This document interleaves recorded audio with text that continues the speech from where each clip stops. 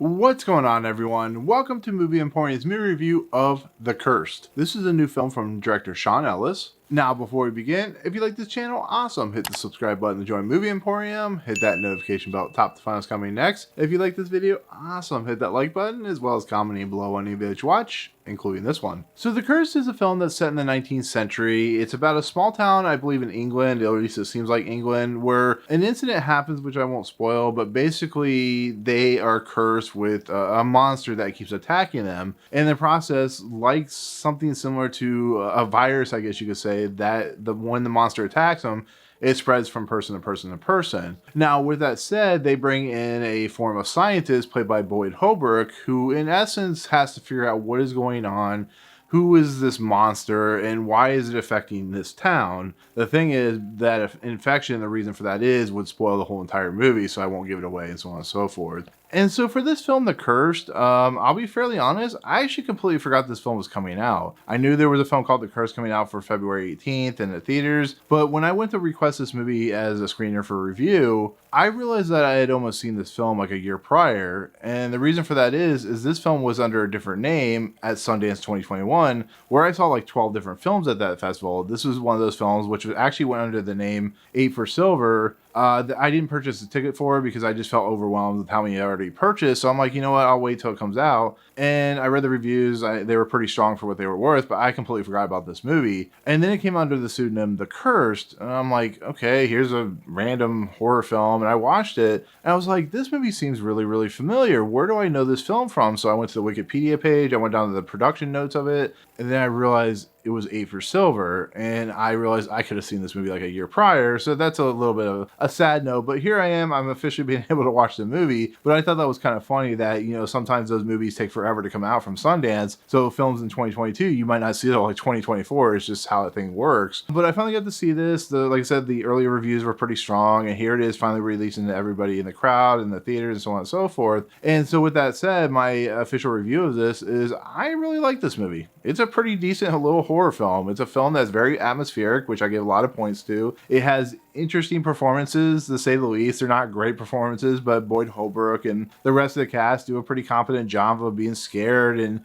trying to attack whatever entity is attacking them. And it, for the most part, has some pretty decent and well choreographed gore scenes, which I was really happy about. They're few and far between, but when they happen, they're pretty effective for what they're worth. And the creature, which you can tell the budget was very limited, and maybe they add a little bit in when whichever studio bought it, gave them a little bit more money to work on the creature. But the creature for this low budget film is really well done. I mean, what you see of it, they really do an effective job of portraying something truly menacing, and I was really like excited by that. You know, watching this movie, a lot of times you go into these horror films and you're really worried that they're going to suck, and a lot of times they do. But I think Sean Ellis as a director really gets a good sense of what he's trying to portray on the screen, what this creature is, what the town folks are, the eventual revelations of everything that plays into the film, and just the kind of overall take of this movie really does a good sense of what it's trying to portray. There's actually one scene which comes in, I think if I remember right, it was like 13 minutes into the movie,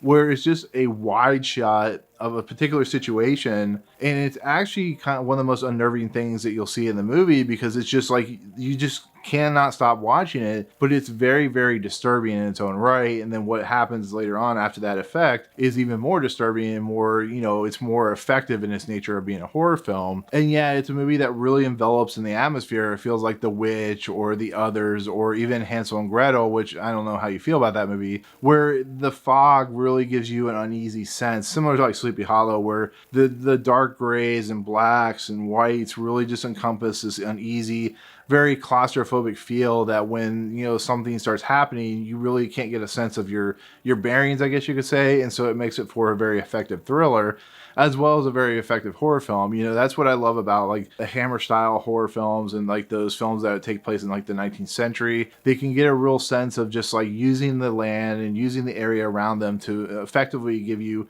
a very creepy, tense feel. And that's what this movie does pretty much in spades and does really, really well. It's just, I think some of the things that do bother me about this film is just kind of the pacing. It's a little longer than it needs to be.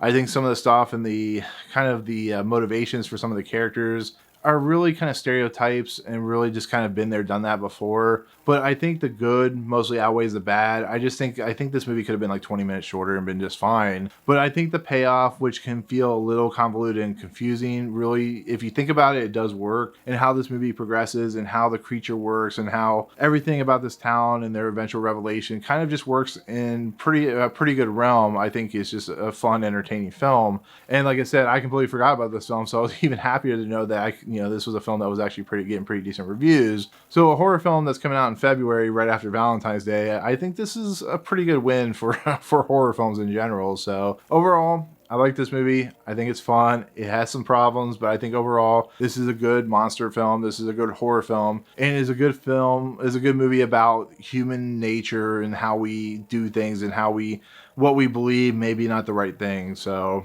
there you go. That's my overall take on The Curse. Thank you so much for watching. Comments below. Are you interested in seeing this film? If you saw it at Sundance or have seen it since, let me know what you think overall. But otherwise, if you like what you see on this channel, hit the subscribe button to join Movie Emporium. Hit that notification bell at the top to find what's coming next. If you like this video, awesome. Hit that like button. And as always, we'll see you guys on the next video. Peace out.